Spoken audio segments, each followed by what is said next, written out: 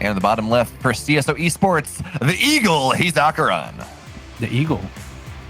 Yeah, it's like AqueroN. You know, I'm assuming it comes from the Aquila, which was the Roman battle standard, and it was an eagle. Oh, that's very interesting. I thought it had to do with water. The Europeans call him aquarium. Well, that could work too. I don't know. Wait, so tell me about the Eagle. That's pretty cool.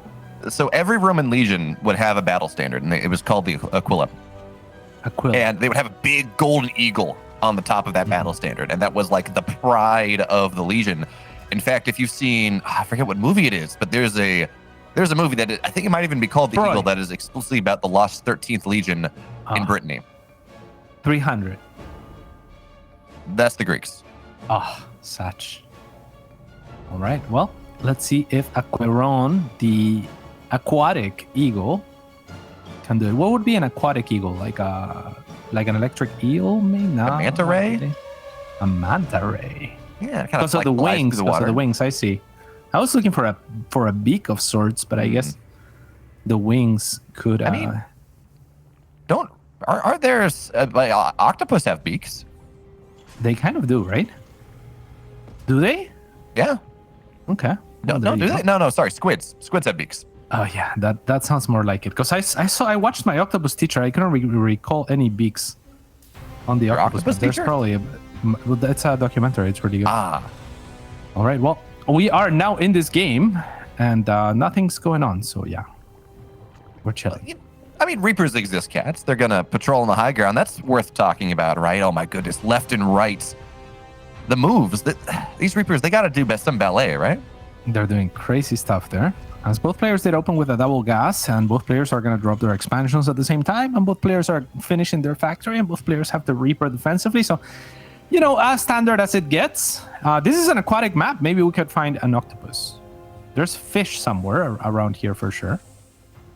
A kraken, maybe giant squid. If you've seen, you've seen the videos, and they have the 100-foot long tentacles just floating ominously in the water. That's AqueroN right now. He's not doing anything yet.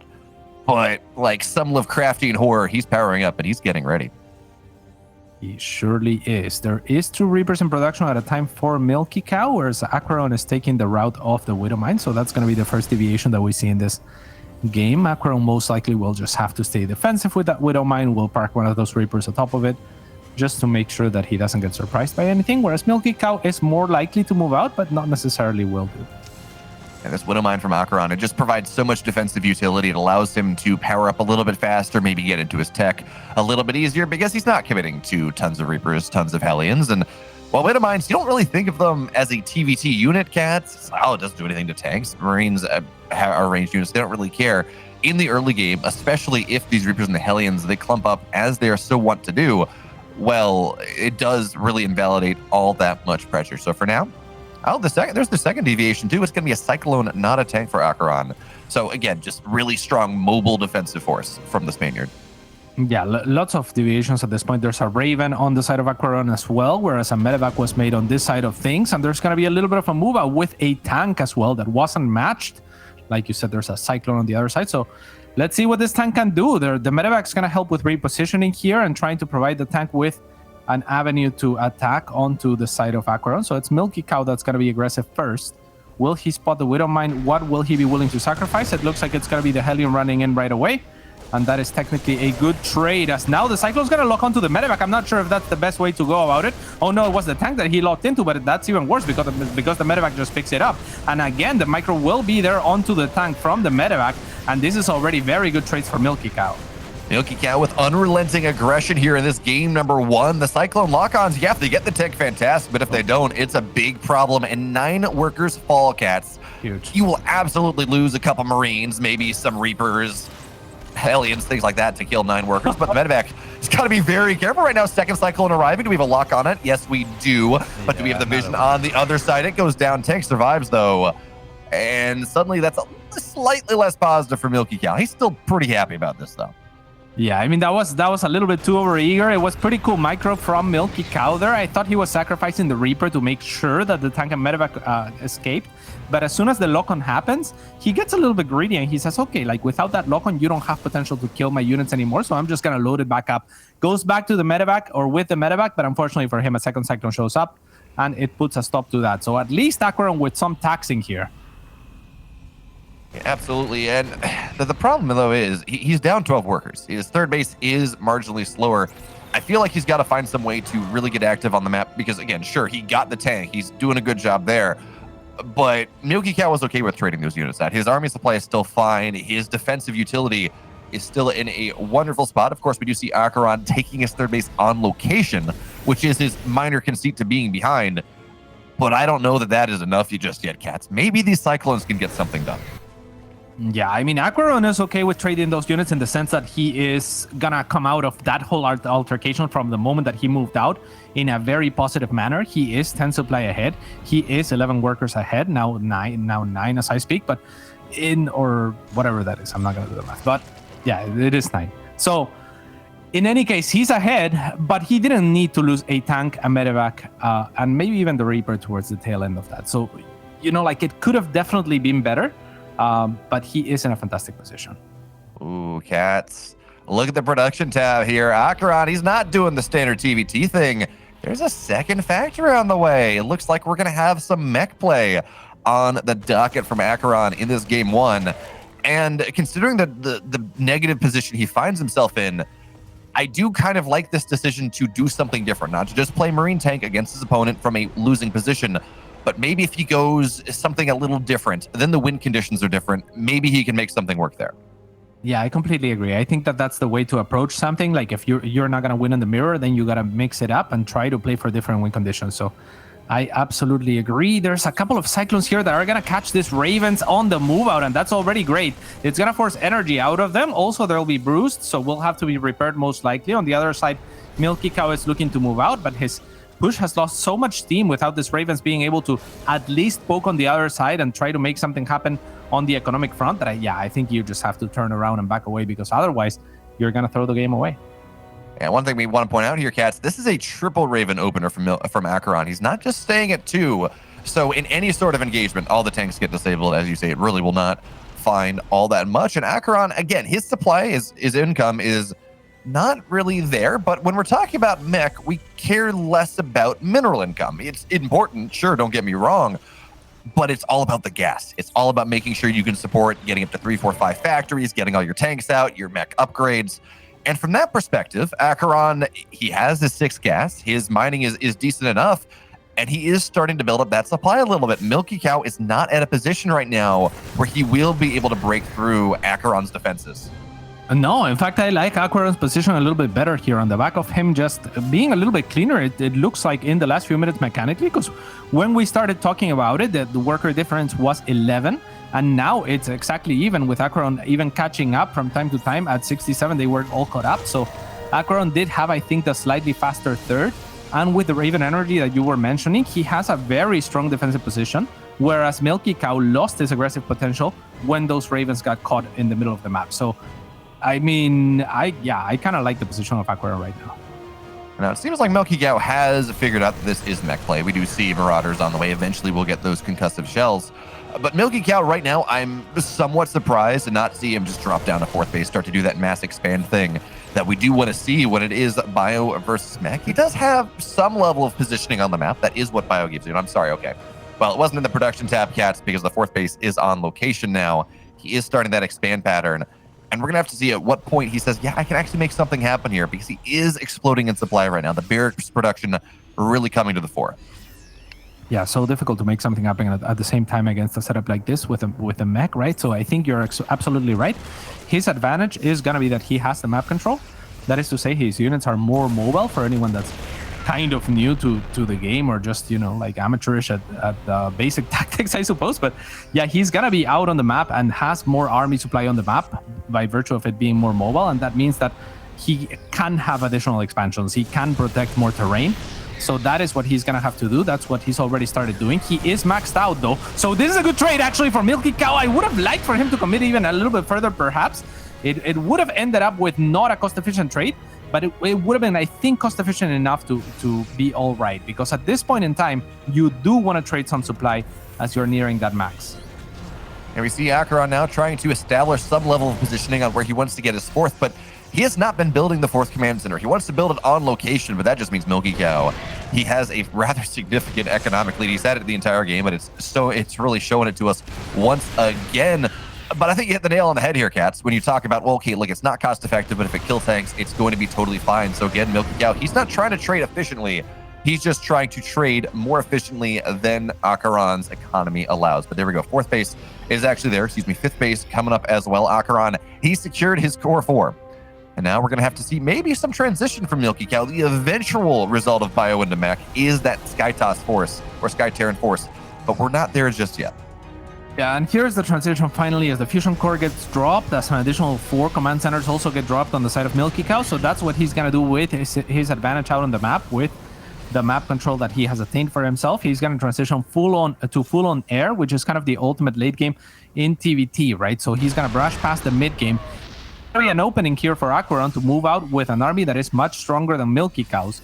But once Milkicow gets to BCs and gets those upgrades going, as we see an extra armory also upgraded. Oh, here's a little bit of a poke. I'm not sure if that was the best. It's going to pick up 1 tank. But if he can get there, it's going to be fantastic for him. And just a bit of distraction because the army Milkicow on the right side, it finds a couple tanks, will delay a 5th base here just a little bit. But not much more because it's only 3 Marauders that remain. The tanks, they got some pretty good shots there, Cats. Yeah, but still, that last shot from the Planetary Fortress blows 2 Marauders into pieces. This is the timing that I was talking about for AqueroN. However, this is the only problem, or the biggest problem, the biggest hurdle that Milkicow is going to have to contend with. That is a lot of command centers.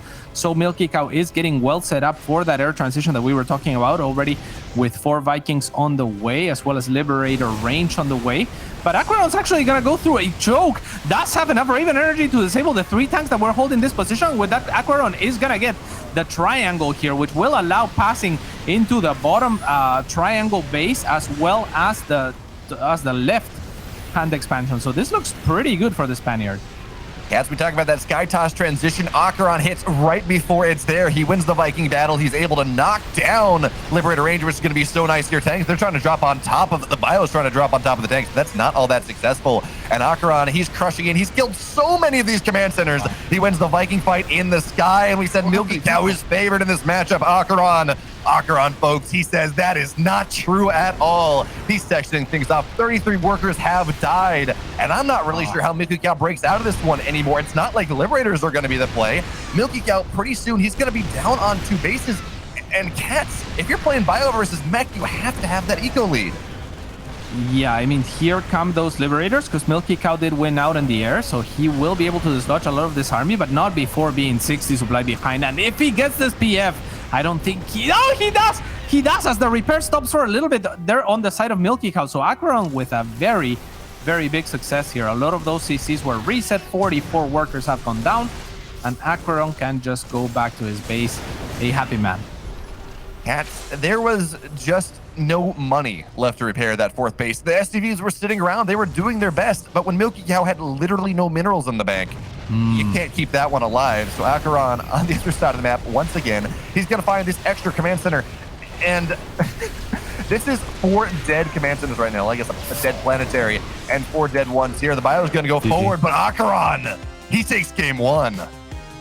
He takes game 1 after a very successful start from Milkicow, right? Like, and that really goes to show, like, those units those extra units that he lost early, that might have just been enough to make a successful push happen, a successful snowball happen. So great adjusting there from AqueroN, folding the subsequent push. Finding those Ravens was a little bit lucky from the Cyclones, but it ends up working out perfectly for him, and he takes game number 1. That he does. Well, I guess I'm wrong. I said Milkicow clean 2-0, and, well, shows you what this caster knows. The Cats, I'm glad you understand the scene better than I do, so at least you still got your shot.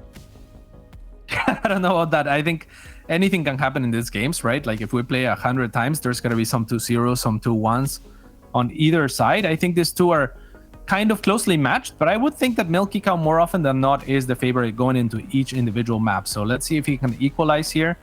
And yeah, make those chances come to fruition and to a reality to take us to game 3, because he really needs this win more so than AqueroN, just because AqueroN feels like he's already like in such a difficult position, whereas Milkicow is actually contending for that top 4 spot.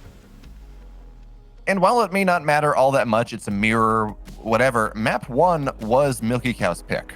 Milkicow said, yeah, I want to play on 2000 atmospheres. So AqueroN, he's one to the good. He's going onto his map pick. We've already shown that he seems to like mech play, and he was very successful with it. And now we're moving on to a better map for mech. I'm not saying it's a 2-0, but you gotta like AqueroN's position here going into game 2. Yeah, he probably does like his position himself. And yeah, I wouldn't be surprised if he went for mech.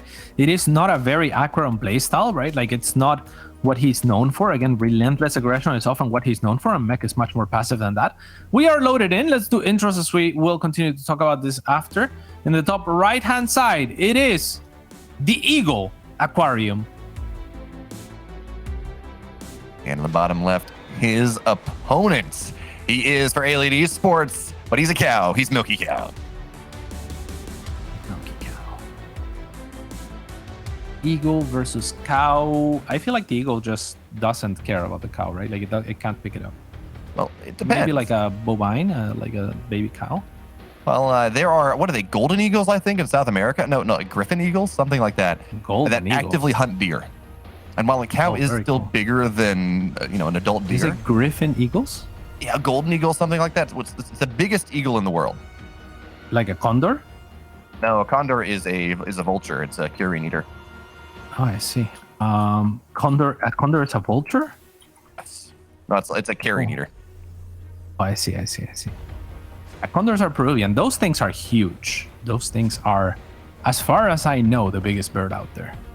The harpy eagle in Central and South America. Harpy eagle. Let me look it up. Wow. Well, you look that one up. AqueroN's doing something a little bit different in this game. He's kind of taken a page out of the TVP idea of, look at me, I'm proxying a barracks, but not really proxying a barracks. He's got that. He's got the barracks on the opposite side, but ooh, cats. Things are getting a little bit spicier because this is not just, this is not a proxy. He's got a factory there. Yeah, that is actually mega spicy. I just assumed that this game would continue on as per usual, but no, AqueroN is definitely bringing some early action here. I have to update everyone that doesn't know about the Harpy Eagle. It is gigantic. It is next to a human, like just about the same size. And it will literally go pick up deer and drop them and hunt them. I could see that. Oh, that's brutal. So the deer break their legs and probably just die on the fall, and then that's where they get eaten? Yeah, I believe so. Something like that. Maybe I'm thinking of a different eagle, but there is an eagle that does that. But Milkicow here, he scouted the main base. He said, okay, there's 2 gas. I don't see anything in the main base. That tells me that this is most likely T-Rex Reaper. That's not what's happening. So Milkicow, he's a little bit confused. He's got a bunker going up in the main base. So at least he understands that maybe this is not just that T-Rex Reaper idea. But what in the world is AqueroN going for? Because there's a starport proxy here as well. What a strange setup from AqueroN, to be honest. I mean, if Milkicow scouts, I don't know. I don't know if I love this because it looks kind of normal, to be honest, right? It just looks like a normal opening, but proxy. Like there's a double Reaper production. There's going to be a Hellion at a time. And there's going to be potentially either a medevac for elevator play from the Hellions, which the Reapers can follow up by just jumping into the base of Milkicow, or maybe a Liberator for a double prong harass of some kind. But I mean, Milkicow already is making the unit that is kind of the catch-all unit here. You could call it the Harpy Eagle of Terran in this matchup, and it is a Cyclone. Yeah, this is so interesting from AqueroN. He got a reactor, so he's reactoring out Reapers. He's building Hellions, and you mentioned it, medevacs will be on the way, so he can elevator in. I don't think I've ever seen this. Now, those of you that are TVT aficionados may tell me, hey, Bayo, you're an idiot. This happens all the time. I haven't seen it. I'm really curious to see where AqueroN goes for this. But as you said, if you have a Cyclone or 2, you got some tanks, you have that bunker there. These units that AqueroN has are not really units that bust through that all that easily. Yeah, I mean, this is a little bit of a classic, to be honest. Like, I wouldn't say that you're an idiot, but it's gonna be an elevator play, right? Like, and it's not completely uncommon. It's not completely unheard of, that's for sure. And the Cyclone is the perfect response alongside the tank. So, again, a really strange opening in my mind from AqueroN, just because it looks like a normal opening in my mind, but proxied. And so Milkicow doesn't need to scout it to really be ready for it. He just kind of goes for his normal opening, and maybe Ben can enlighten us later, as he is a former Terran professional player, one of the very best in his time, and he would know perhaps, like, if I'm just talking crazy here, but this looks just off to me. Like, it just looks like a normal opening, but now you have your production not in your base, now exposed. And I mean, it's not like he gained a great amount of ground either by having it where he has it, right? Yeah, I mean, the standard elevator play with everything the main base, I understand, is proxy, as you said. It doesn't seem to have gained him anything. He's got one Banshee on the way, and he does have he's got a fusion core behind this. Why not? Sure, okay, the Banshee should be able to deal with these. Well, actually, with some fantastic hot pickup micro there, Milkicow, he's taking this fight just a little bit better, but the bio does come back over. It's going to be fine. There's no way this is Battlecruiser play, right? I mean, it probably is, because I don't know what else he would do with this. Lib range? Lib range, but no, I mean, what would you do with lib range at this point? You have it's so risky and such a big investment to go for lib range, simply because you would be investing into air when your opponent can just make Vikings and win the anti-air battle, the air battle, and then you just invested into nothing. So it has to pretty much be a BC. I don't hate it, but it will be scouted, and already Milkicow with a great defense to start things off, and that hot pickup micro, the medevac dropping those Marines, like the Harpy Eagle would drop some deer. There we go. So 4, 5, 6 workers do die. Banshee's a decent defensive option, but if you're Milkicow, you could just drop and avoid the Banshee shots because you're that fast. Look at that. Look at that. He's just avoiding all the shots here. And while he's not going to kill that much more, it doesn't look like, he's still doing a damn fine job of it. Marine's still alive, healing himself up, and eventually Milkicow has to pick up his toys and go home, but not before 7 SPVs, not before they die, dropped off a cliff by AqueroN. Yeah, dropped off a cliff indeed. I gotta be careful with that medevac. However, the Cyclone lock-on is always dangerous, and now with the BC, he should be able to secure this medevac kill. Will he rally it towards the medevac? He will not. Now readjusts, but that's enough time, I think, for the medevac to regain its boost, and it will manage to get away. So tiny details there, right? Like, while the boost is on cooldown, there was an opening for that BC to actually kill those units out on the map, and then Milkicow overextends just like he did in the first game. Wouldn't be as bad in the sense that this time around he is just massively ahead, whereas before it seemed like he was just a little bit ahead, or maybe, just ahead. But yeah, now I can't imagine Milkicow can lose from this position. Milkicow's not just a head, he's shoulders and a torso and maybe even a waist. Now, he might Cats, just be, talk to me though. This is not just Battlecruiser play. He's getting Yamato. I don't know how much that is really going to give AqueroN in this game. The Banshee's going to try to find something, but Yamato in this game, when he has like one Battlecruiser, that's what, 1 free unit kill? That is 1 free unit kill per Yamato. Yeah, I mean, like, you talked about it, you touched on it last game. Like, sometimes you just gotta mix it up and do something completely different when you're super behind. But he is gonna be a little bit too far behind to recover here. So yeah, that's too bad for AqueroN in a game that looked pretty terrible, in my opinion, to be honest. Like, I have no idea what he was hoping for with that strategy, but Milkicow will equalize. So here's the thing, Cats. This was AqueroN's map pick. He just wanted to do some insane mind games. He said, Milkicow, I can proxy a 1-1-1 to go into Banshee Battlecruiser. It's going to be great. I'm probably going to lose that game, but now you got to think about it. Now that has to be in the back of your head as we move to game 3. It's just series planning, Cats. Nothing more. Yeah, I mean, maybe he could play out of that into a game 3 where he goes for a quick expansion or something like that, plays like single gas or something super weird. Because the thing is, the standard in TVT is double gas, and the standard is kind of like, yeah, I'll just get a safety Cyclone pretty early on, and especially if you don't scout anything in the main, you just get the Cyclone. It's the safest unit that you can make.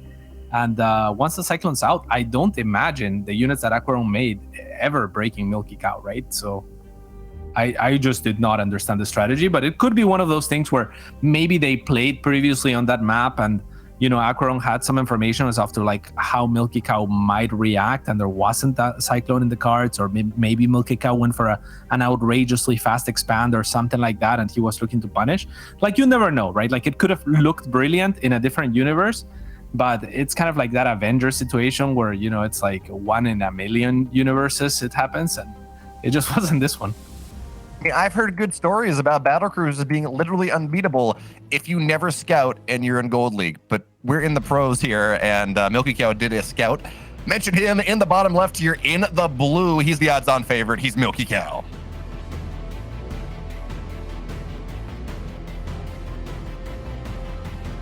And in the top right-hand side, is he a fish or is he an eagle, which is basically like the predator of fish? We will not find out, perhaps, unless maybe he wins and then we can interview him. It's AqueroN. Aquarion. Aquarion, a Pokemon?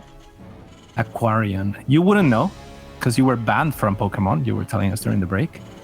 I was. I grew Aquarion. up literally under a rock, Cats. Wait, did your friends talked about Pikachu and stuff at school, and you were just like, what? I mean, I'd seen it. I'd go over to a friend's house and it's like one episode, but yeah, I'm like, wait, what is this? What is this Pikachu? Can I? Which Nintendo do you have? Mm-hmm. Oh, Like wait. Xbox, What about Nintendo, games? Could you play Pokemon or no? I wasn't allowed a gaming system. I wow. started any sort of video game I could play was when I was 7th grade, and I bought myself a little Inspiron 4000 laptop. But as a result, we get today your wonderful vocabulary because you read so many books instead. Yeah, well, something like that. Or I just say a bunch of dumb stuff that maybe sounds smart enough that people don't pay attention. This game, though, AqueroN's being a little actually, Milkicow, both. They're not choosing to show anything in their wall. Now, this may just because it's Glittering Ashes and it's a long time, and scouts are not going to show up for forever and a day. But Cats, why is AqueroN building his barracks behind his mineral line? I guess he's hoping not to get scouted, right? If he can finish that wall off, and he just did feign that, or he just went for the proxy, so he could have Milkicow kind of just running around looking for a proxy that doesn't exist or something of the likes if he hadn't scouted with an SCV this early, but he does get the SCV scout, so well, no. Okay. He had Milky fooled for just a second. Milky had a bunker on the way that he just immediately canceled when he saw the buildings behind the mineral line. I guess the other thing we can talk about, Cats, is that these tech structures are not really vulnerable to a tank siege up outside of the third base, but it's glittering. That's not something you see all that often. Milkicow, though, he's going to lose the Reaper battle here, taking the first shot, and now AqueroN's trying to find a way on into that one. Reaper getting a little bit lower now, jumping up and down, ring around the rosy. Does AqueroN have what it takes? He does. It's dead. Yeah, a couple of corners that it has to turn there through the minerals, and that's where the other Reaper catches up, as obviously the shots from one unit to another don't have to turn corners. So that is the magic of corners in StarCraft 2. When the units are pathing through them, whatever shots are in range can go past, which is weird, right? Because if you think about it, like units in StarCraft 2 can actually shoot past like rocks and stuff, which is insane. Because if we were on eye level, there would be no way the shots would just get stuck on the rocks. But yeah, that is how the mechanics work, and that's why corners are so strong at catching units towards the tail end. If I was a more interesting person, I would make some reference to F1 about how good Milkicow is at cornering compared to AqueroN, but I'm not an interesting person, so I will not make that reference. But think about it. You'll make the reference yourself as AqueroN running onto the other side of the map here. He's got some Reapers, some Hellions, but again, Milkicow, we talked about how good the Cyclone is. If he gets the proper lock on, this should be fine here. Yeah, the two Marines on the low ground, though, a little bit exposed. However, he will trade for a Hellion, and that's already all right on the side of Milkicow. A Milkicow that, like you said, was very quick to adjust and not get fooled by AqueroN, because AqueroN had to reveal his Reaper on the other side to kill the first SCV. So it's not that Milkicow actually saw the barracks, but he inferred from the Reaper that there was buildings inside the base of AqueroN. So Milkicow is playing an active game in terms of thinking about things and just trying to best his opponent on those regards. Now he's moving out with Cyclones, maybe looking out for a potential medevac move out or a Raven move out. I don't know that I want him to poke here, but if he pokes, it could be very successful. There's always the threat of a potential tank, however, so he has to be pretty careful. What has he got in this drop? Double Cyclone drop coming in from Milkicow. That's a little bit spicy. If undealt with, I mean, absolutely, Milkicow can find value. We saw how good his pickup micro was in that previous game. So the Cyclones arrive now. Notice he's not locking onto these SCVs. He wants to make sure that when the defense comes, he can deal with it appropriately. But unfortunately, there's just too much stuff here. Lock on, though, on top of the Raven. It forces energy out. And now it's just a little bit less productive, potentially, from AqueroN in the near future. Yeah, that is really nice to force out the energy from the Raven, like you mentioned. And this is basically for free on the side of Milkicow. I mean, this medevac will find utility as the game progresses. It's going to continue to just accumulate energy as well. So it works out pretty well. He has to be really careful. Not sure that he saw the tank siege. He didn't. So he'll take a shot for free. Only one shot, though. The Cyclones, they stay alive, and the wonderful idea behind Terran that says, hey, you know, you can just repair this. It's going to be fine. Although it looks like Milkicow wants to find maybe a little bit more value with that as he does run forward. Notice that the healthy Cyclone is the one leading the charge, but he takes a look at stuff. He says, that is a lot of Marines, and there's some tanks there. Don't want to do that one, and he's not going to find any value here in the main base as well. Lock on this Cyclone. Ooh, Reapers almost jumped down, knock a Cyclone down, but not going to be enough. Milkicow, he backs up, and Cats, the game, the powerful play goes on. Yeah, those Reapers were crazy, actually, going back down on the low ground. They were looking for the injured Cyclone, but with good micro, Milkicow could attack them good. Because you can definitely create enough distance there to kite those Reapers, and with the help of the medevac, he could have killed at least 2 of them. So a little bit of reckless maneuvering here from AqueroN, but the same can be said for Milkicow. I mean, both players are very eager here to make stuff happen and to out-micro their opponent, so it is, it is that something young and something. Yeah, exactly. Absolutely. Whatever you were going for, I'm with you 100%. I get that reference. To be young and something? There's something. Young, dumb, and pretty? I don't know. Cats, we've been over this. I can talk about Harpy Eagles all you want, but I lived under a rock. I got nothing. You want to talk about like 1980s movies? I got those, maybe, but that's about it. 90s? 80s? Like, whatever my mom saw when she was a kid, and she's like, this is a classic movie. We're going to show it on DVD. Grease. Because, sorry? Grease? I actually have never seen Grease. What? Your mom also lived under a rocket. Apparently. Maybe 70s movies. Okay. It's like, I've definitely seen Ferris Bueller like 5 times. I don't know that movie at all. Oh my God. What is it called? Ferris Bueller's Day Off. Okay. All right, well, this Cyclone is going to lock onto one of the Ravens, but it won't force out any energy whatsoever. A good scan from Milkicow, and AqueroN is going to move towards the sun there for no reason, but he will manage to siege in time, so he will at least cover his bases. There is a Cyclone also that falls on the way out for Milkicow. Knocking that Cyclone down is nice. And in general, Milkicow's been a little bit more wasteful in this game, a little bit more gas, a little bit more minerals as the Raven looks for something. Looks like we got another one in the main base. No, that's a marine drop. I'm sorry, in the main base. Raven on the natural. Milkicow looking to leverage his sheer speed and force of will. Trying to find a little bit of value. 7 workers go down in the front of the base as well. Milkicow is fighting on 3 sides, and he's making it work. Yeah, he's kind of making... I mean, he did get taxed pretty heavily going up that ramp. A lot of players like to go up that ramp, which is like one of the tiniest ramps in any map because of those rocks. One of the tiniest chokes. So you got to be careful. He lost that tank and nearly a second one, I believe. So while Milkicow finds success on some fronts of that attack, he also loses enough that I think AqueroN is perfectly fine. The problem for him is going to be the economy once again.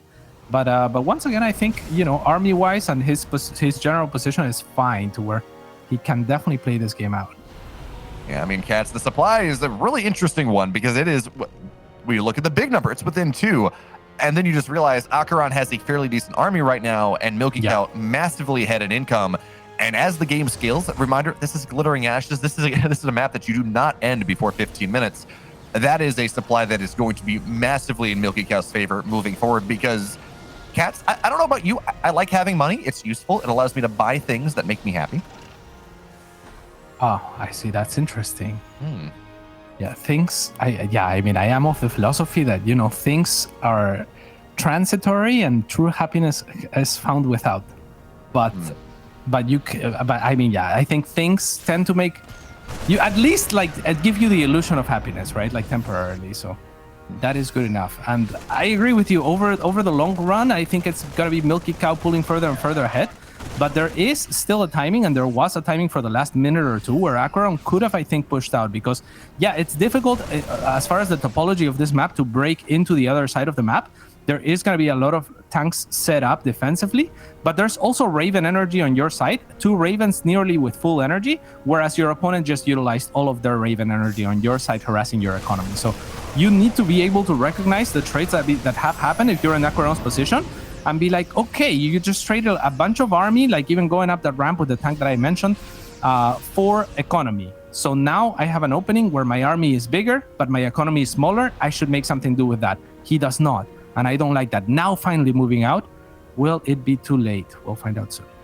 Yeah, Cats, we're in a really weird upgrade situation right now where for a while AqueroN, he had 1 upgrade. In fact, he had 2 for a while, which makes those Marines so powerful.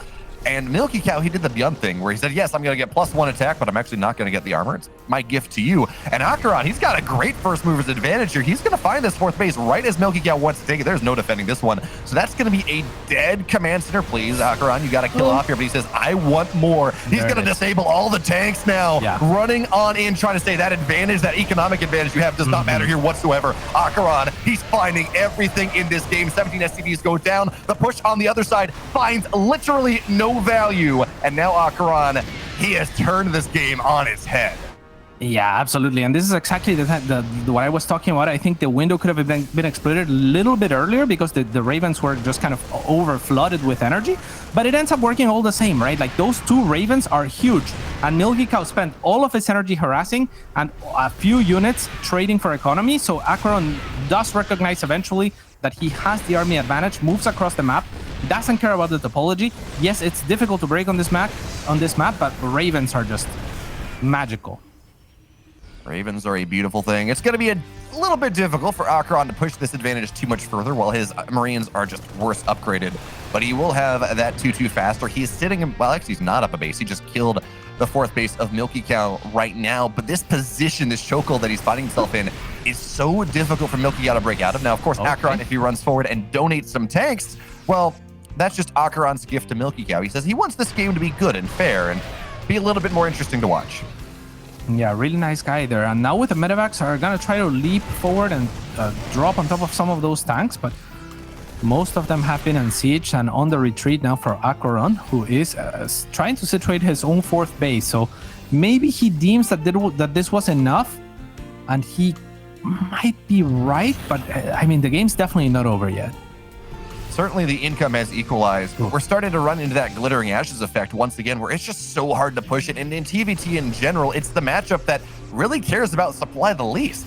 If you can't push into a bunch of tanks, it doesn't even matter. And AqueroN, he's got this one, but he's going to try to target the base down. Tanks are getting damn good shots here, but AqueroN on the spread. Does he break through here, Cats? It looks like he absolutely is. The tanks are now falling. How many tanks do we even have on the map? We have 5 for Milkicow, but they're not there just yet. 29.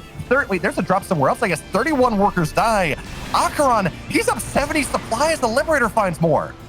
Yeah, and furthermore than that, a lot of SCVs actually fall there. So now, even if AqueroN loses this attack somehow, even if he continues to donate tanks as he pushes on forward, he will be in a fantastic economic lead. So he has now attained every lead. He's at 100 army supply to 64, 74 workers to 42. Real estate is in his favor as well with an extra base.